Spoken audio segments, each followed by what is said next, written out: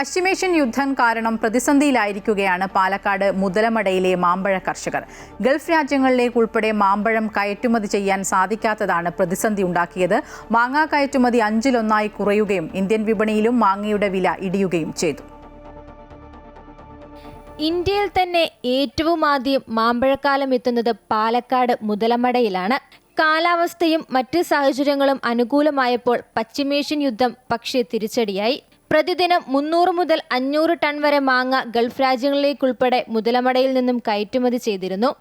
മുതലമടയിൽ ഇക്കുറി അത് 600 കിലോയായി കുറഞ്ഞു.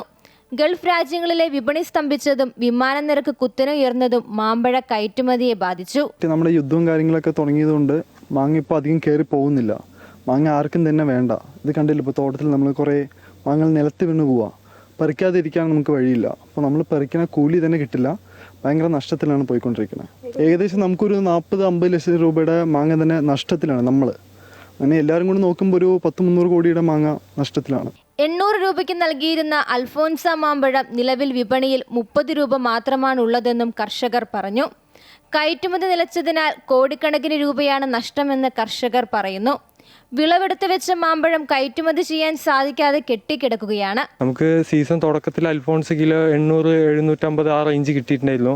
ഇപ്പം അത് 80-40 ആ റേറ്റിലോട്ട് തന്നെ ഇപ്പോൾ അവിടെ നിന്ന് തന്നെ അങ്ങനെ ആയി. അപ്പോൾ അതിൻ്റെ ഒരു ബുദ്ധിമുട്ടുണ്ടായിരുന്നു. നമുക്ക് ഈ മാങ്ങ തോട്ടത്തിൽ നിന്ന് കൊണ്ടുവന്ന് പാക്ക് ചെയ്ത് കയറുന്ന ആ ഒരു പൈസ കിട്ടാനൊക്കെ കൂടി ഇപ്പോൾ ബുദ്ധിമുട്ടാണ്. 50ഓളം ഇനം മാങ്ങകൾ മുതലമടയിലെ മാംഗോ സിറ്റിയിലുണ്ട്.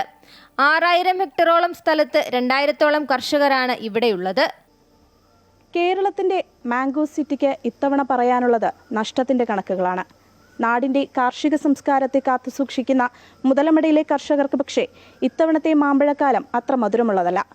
ക്യാമറാമാൻ സുനിലിനൊപ്പം ആതിര രാധാകൃഷ്ണൻ, അമൃത ന്യൂസ്, പാലക്കാട്.